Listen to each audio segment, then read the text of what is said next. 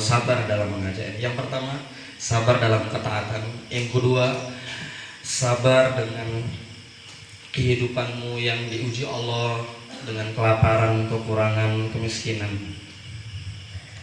Ada orang sabar jadi orang taat, tapi dia nggak sabar jadi orang susah, itu nggak sabar.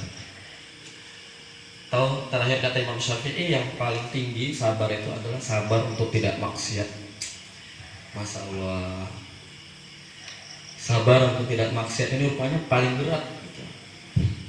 Jangan bapak kalian pikir kalau udah jenggotnya banyak gitu, banyak itu sorbannya gitu, wah itu lagi senang kali kalau senang, karena takutnya sama Allah aja. Berat itu Pak.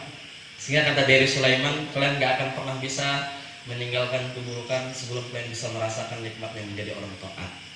Mau cakap jangan pegang sabu, jangan zina, jangan ini, jangan itu, semua jangan. Gak akan pernah bisa kita tinggalkan itu sebelum kita bisa merasakan nikmatnya menjadi orang taat. Kita butuh Pak sama majelis ini, kita butuh sama pertemuan ini, kita butuh sama perkumpulan ini. Untuk apa? Untuk menjaga imanmu. Bapak hadirin yang dimuliakan oleh Allah Subhanahu wa taala, akhirnya ketemulah dengan Abu Bakar yang langsung juid. Ketemulah kepada Abu Tholib yang mikir-mikir, enggak juin. Ketemulah sama Abu Jahal, udah enggak juin, berusaha menghalangi gitu. Ya memang udah alammu seperti itu. Ya kan? Ketika Nabi Musa bercerita tentang untuk apamu Fir'aun diciptakan, wahai Rabb, yang ada orang-orang malah menghalangimu untuk tidak taat. Apa kata Musa? Perlu kau Fir'aun itu.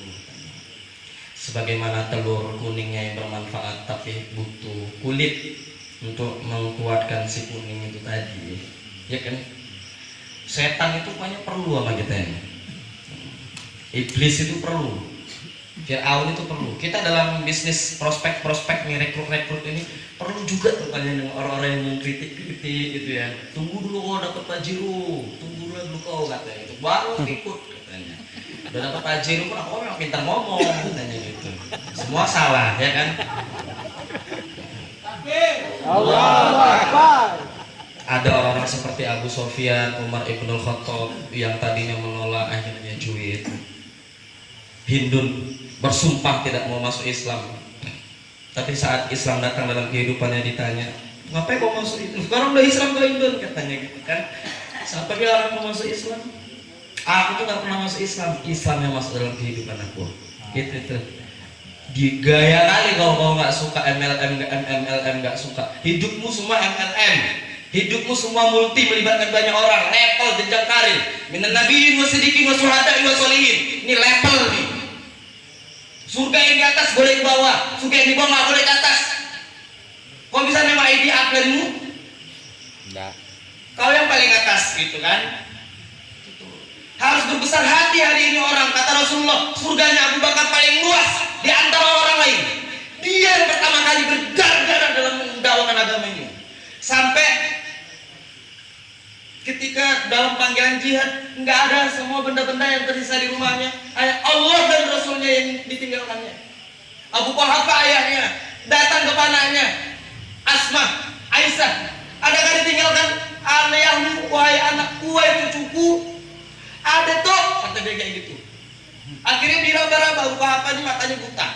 Diraba-raba, di biasa tempat Abu Bakar itu nyimpen emas, keping-kepingan emas. Padahal sebenarnya di balik itu batu itu Pak.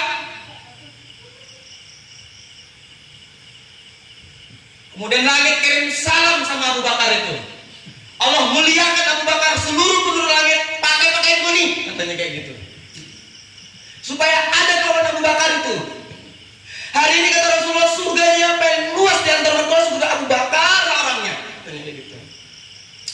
Bapak hadirin yang dimuliakan oleh Allah Subhanahu wa taala, wajar-wajar saja, Pak. Minan nabiyyin wa siddiqin wa syuhada'i wa sholihin.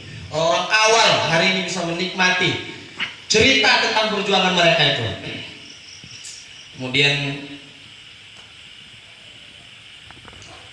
Allah berkata kepada orang-orang yang dalam surga itu dalam Quran surah Yasin, salamun qaulam mir rabbir rahim.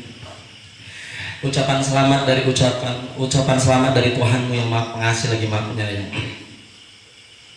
Artinya mereka yang hari ini menerima reward itu memang mereka pantas dan memang betul-betul berjuang orang itu, Pak. Kalau kita bilang bahwa kita masuk surga dengan kasih sayang Allah, tapi kalau dibuka lembaran-lembaran, iya benar, kasih sayang Allah. Tapi coba buka ceritalah mereka tentang perjuangannya sehingga sampai ke dalam surga itu. Tahu Bapak, nabi-nabi sebelumnya ada yang dibakar, ada yang digergaji. Rasulullah tidak ada yang meluka fisiknya, tapi hatinya hitam. Setiap hari menahan cacian, makian. Bukan hanya dia yang hitam, dia kasih ini agama tanggung jawab kepada istrinya. Apa kata Khadijah? Ya Rasulullah, kalau nanti tiadanya aku mau tulang-tulangku dari jembatan. Masya Allah Pak, semua berkorban. Jadi hanya ada dua jalan saja mengajar taat pada Allah. Satu sistem konvensional, dua sistem direct selling. Tahu kalian? Konvensional itu sebelum Nabi Muhammad SAW, mereka yang apa-apa tuh berinteraksi dulu sama nabinya. Ya kan? Ada orang mau masuk surga, wahai Musa, aku udah ibadah ratus tahun, kemana kira-kira surgaku? Kata dia gitu ya. Ini kan konvensional banget nih. Sales ketemu supervisor ketemu manajer gitu ya. Manajer ketemu dengan CEO, baru sampai sama yang punya satu owner itu. Iya kan? Sampai ada yang ratusan tahun, ribuan tahun dakwah. Kurang jalan gaya konvensional itu. Sampai akhirnya datanglah Nabi kita Muhammad Sallallahu Alaihi Wasallam, sistem direct selling. Keren kan? Allah sebagai pihak pertama, kemudian Rasulullah sebagai mitranya pihak kedua, kemudian ditawarkan agamanya kepada orang, langsung interaksi sama Tuhan. Gitu tuh. Mau join kedalaman berapa, tetap 2 juta aja. Kalau mau sholat haji tetap dapat 100.000 di Masjidil Haram. Di Madinah kau dapat 1.000 kali lebih baik, di Masjidil Haram 100.000 kali lebih baik. Sholat ke masjid 27, nggak mengurangi amalmu, tetap kau dapat segitu. Dan orang-orang yang pertama dapat, yang ngajak kau dapat fee, orang berikutnya dapat royalti. Sama aja Pak, jariah gitu ya.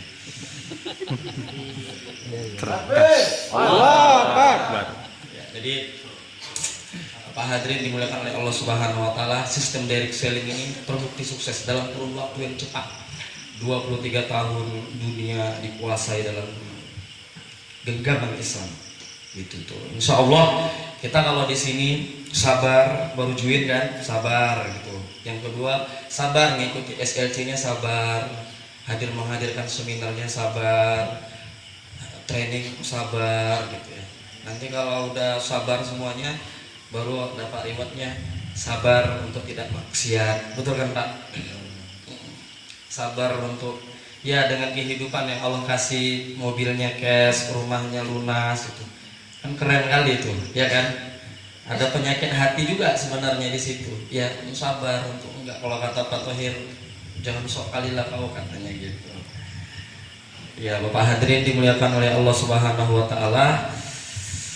Jadi Pak, agama itu hanya wasilah, tujuannya adalah untuk mengenalkan manusia yang diciptakan kepada Tuhan yang menciptakan. Selama Pak bisnis ini ada kesehatan, kecantikan, kesehatan, pertanian, peternakan, itu hanya produk, hanya wasilah. Yang menyembuhkan Allah, yang menumbuhkan Allah, yang mengirim, semua Allah. Itu hanya wasilah aja itu.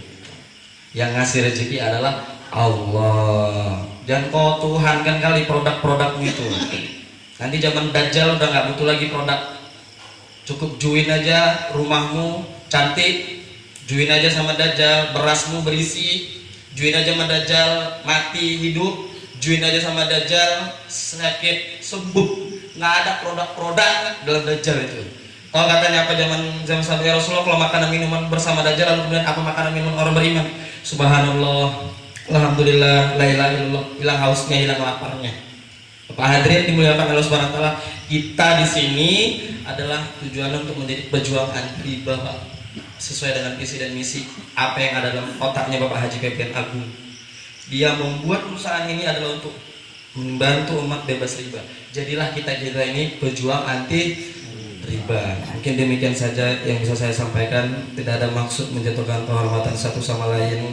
Semoga kabul semua hajat kita, semua lunas utang-utang kita lunas, berangkat kita ke Mekah Madinah. Ya.